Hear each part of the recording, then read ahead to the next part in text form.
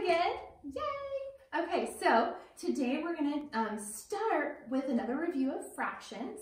Okay, so the first thing to do is I have this shape here. Now it has 1, 2, 3, 4, 5, 6 sides. So we call it a hexagon. Remember that? A hexagon. And now I have this shape, which has 1, 2, 3, 4 sides, but these two are the same length. This one is longer and this one is shorter. So we call this a trapezoid. Very good. Now, if my hexagon is my whole, how many trapezoids do I need to make a whole hexagon? Well, let's look and see. So if I take one trapezoid, oh, that covers how much of it? That covers half of it, right? So I need more than just one. So I would actually need 2. Now if I put 2 together, does that make the same shape? That it does. So I'm going to put those right next to my hexagon. Susie? So how many trapezoids did it take to make my hexagon? 1, 2. So for my trapezoids, 2 is my whole, right? That would be the whole. So if I take one of those away, that would be 1/2, right?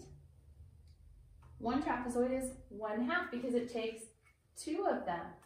Now if I have both of them together, then that would be 2 halves, which is the same thing as 1 whole.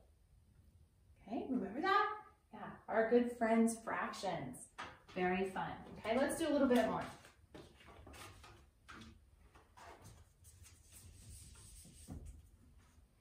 Okay. So this time, put these guys together. Now what shape do I have? Very good, it's a rectangle. It's a rectangle. So I used so if I have just one of these shapes, that's a square, right? So I put them together. I have 1, 2, 3, 4 squares to make my rectangle, right? To make my one whole. So remember, so if I have just one square, that's 1/4, right? 1 part of the whole 4. Now, if we move to the next one, now we have 1/2. We move to our next square, now we have 1, 2, 3/4. And if we move to our last one, 1, 2, 3, 4/4, which is the same as 1 whole, right? All right, very good. So there's our quick review of fractions. Okay, I'll do some more with that. Now, take out your math books, okay? You're gonna need page 259. We're going to keep talking about attributes of shapes. So take out page 259. Okay.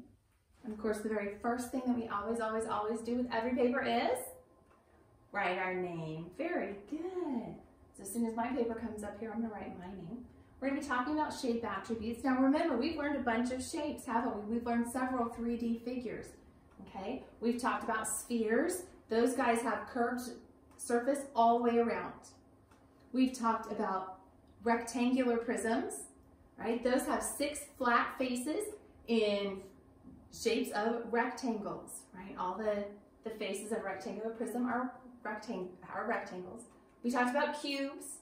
Remember, cubes also have 6 faces and all of their faces are same size squares.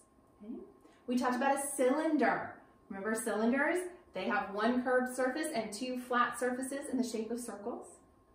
And we learned about cones. Cones have 1 curved surface, a point, and a flat surface in the shape of a circle.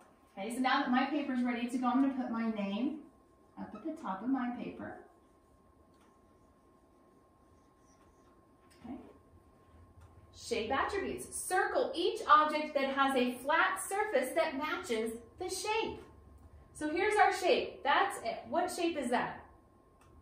Square. Very good. So now we need to look at our objects. Do any of these have a surface or a face that would be a square? What about this one? I think that's gum. Yep, gum. Does our gum have any square faces? Nope. No, it doesn't. What about our Post-it notes? It's a little hard for me to see with the glare, but so Post-it notes. Do those have a square face? Yeah, they do. Right here, right here. This is a cube, so we have square faces. Very good. What about our drum? No, no square faces for our drum. That's a cylinder, so it's got a curved surface and 2 circles. What about our milk carton? What about our milk carton? Yes, very good. Down at the bottom is a square, right? So we're going to circle our milk carton. Good job. Okay, so number 2, our shape here is a circle. What about our jar of peanut butter here? Does that have any faces that are circles? Sure does. It has 2, right? Because it's a cylinder at the bottom and at the top. Those are circles. Good job. What about our block? Nope, no circles here. That's a cube. It's all squares. What about our paper towels? Yes, very good. It's a cylinder, so the top and the bottom both would have a circle for a shape for their face. What about our suitcase? Nope, that's a rectangular prism. No circles there. Good job. Number 3, we have a rectangle. So let's see. Our party hat, does that have any rectangles? Nope. It has a curved surface, a point, and the flat surface will be a circle, so that's a cone. How about our cereal box? What about our cereal box? Yes, it's got lots of rectangles. This one right here, right, would be very similar to that, okay? It's got rectangles all over the place because it's a rectangular prism. Good job. How about our brick? What do you think? Very good. Yes, our brick has rectangles. It's got 4 sides that are rectangles. So, because it's a rectangular prism. Very good. All right, how about our can here? What about our can? Nope, no rectangles there. That's a cylinder, so we're not going to circle that, are we? All right, now here, number 4. This is also a rectangle, but notice it's a long, thin rectangle. So would we have a long, this one's kind of a fatter one, like the front of our box here, or the top of our brick. But this one's long and skinny. Do we have anything here that would match that? What about our box of spaghetti? Absolutely, yep. That right there is the same kind of rectangle. Long and skinny. So we're going to circle our spaghetti. What about our book? Yes, if you look at this edge right here, right?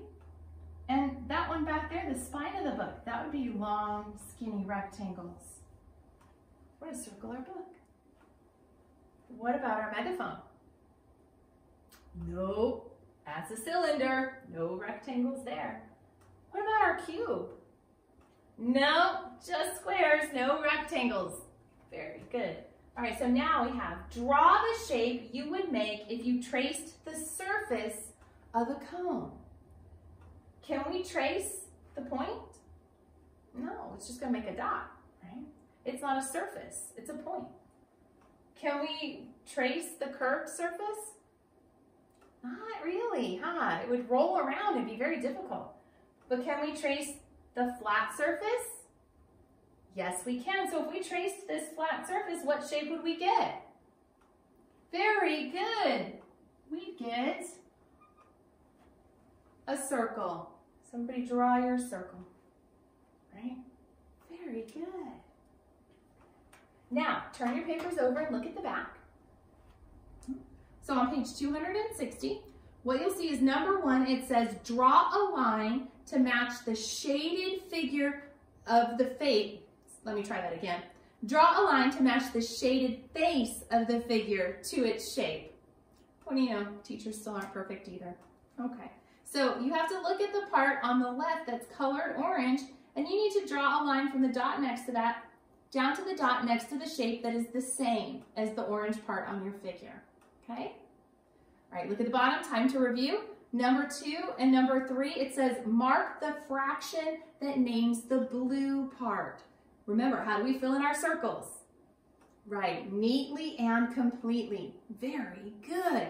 All right, I think you guys are ready to go. Get started, and then feel free to take your blocks later today and keep composing some figures. I'll see you later.